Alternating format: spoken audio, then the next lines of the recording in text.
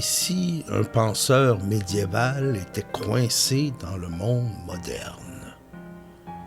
Bienvenue dans un voyage au cœur des œuvres qui ont façonné notre culture.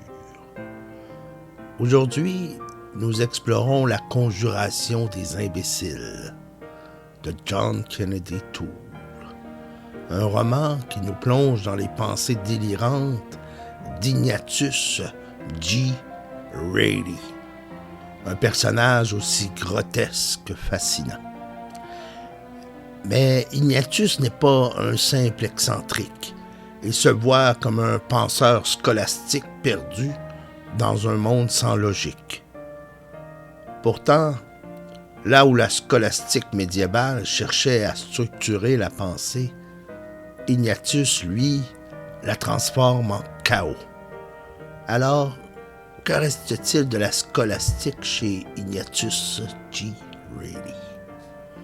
Est-il un héritier des grands esprits du Moyen Âge ou leur plus absurde parodie? La scolastique au Moyen Âge n'est pas un simple courant philosophique. C'est une méthode de pensée. Elle vise à réconcilier la foi et la raison en utilisant une logique rigoureuse pour répondre aux grandes questions métaphysiques. Des penseurs comme Thomas d'Aquin ou Pierre Abélard ont construit un système intellectuel où chaque argument, chaque contre-argument et chaque conclusion sont pesés, classés et démontrés. Leur but? Établir une cohérence absolue du savoir, en structurant le monde à travers une grille rationnelle. Ignatius G. Reilly se revendique de cette tradition. Mais le problème, c'est que son Moyen-Âge est une illusion et que sa pensée scolastique est tout sauf rigoureuse. Ignatius passe son temps à disserter sur l'histoire, la théologie et la philosophie médiévale. Il analyse le monde avec une complexité absurde, cherchant des liens là où il n'y en a pas et tirant des conclusions aussi farfelues qu'improbables. Mais là où les scolastiques construisent un raisonnement clair, Ignatius se perd dans ses propres contradictions. Il critique la modernité tout en dépendant complètement d'elle. Il se pense supérieur intellectuellement, mais refuse d'accepter la moindre responsabilité. Il méprise le monde qui l'entoure, mais il en est totalement dépendant. En réalité, son raisonnement scolastique vire au grotesque. Il n'argumente pas, il impose ses conclusions. Il ne cherche pas la vérité, il l'assène.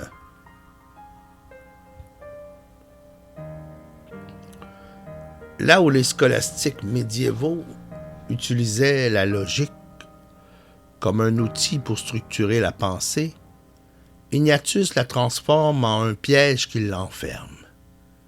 Il cherche des causalités dans tout et finit par décortiquer le monde avec une telle minutie qu'il devient incapable d'y agir. C'est un paradoxe fascinant. Plus Ignatius théorise, plus il s'éloigne du réel. Plus il analyse, plus il devient incapable de prendre des décisions rationnelles.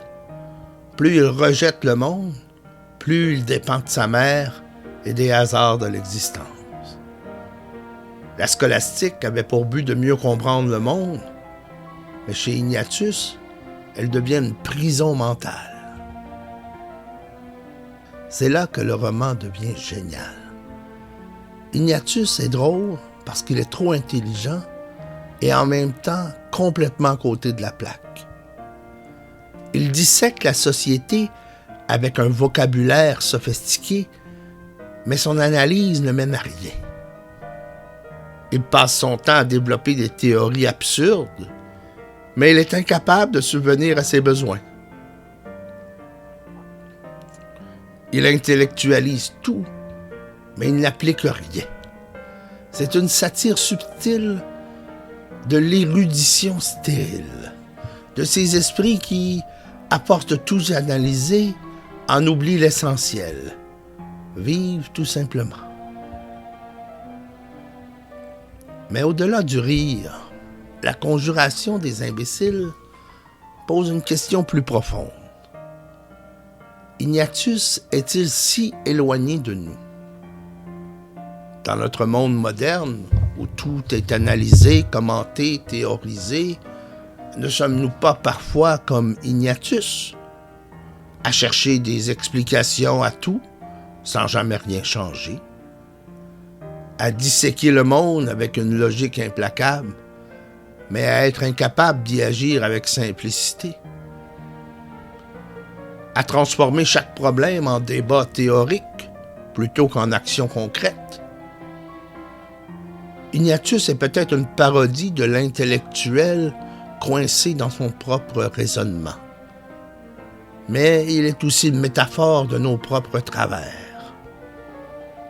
John Kennedy Toole, l'auteur du roman, nous offre une comédie tragique, où le Moyen-Âge n'est plus une époque, mais un état d'esprit. Ignatius se rêve en penseur scolastique, mais il est en réalité l'incarnation de l'absurde. Un homme prisonnier d'un système de pensée trop rigide pour embrasser le réel. Et le plus fascinant dans tout ça, c'est que nous rions de lui. Mais nous nous y reconnaissons un peu aussi. Alors Ignatius est-il un imbécile ou simplement le produit d'un monde devenu trop complexe pour être compris? Dites-moi en commentaire, avez-vous déjà croisé un Ignatius dans votre vie? Ne le nommez pas. Si ce voyage vous a plu, abonnez-vous pour d'autres explorations au cœur des grandes œuvres. À bientôt.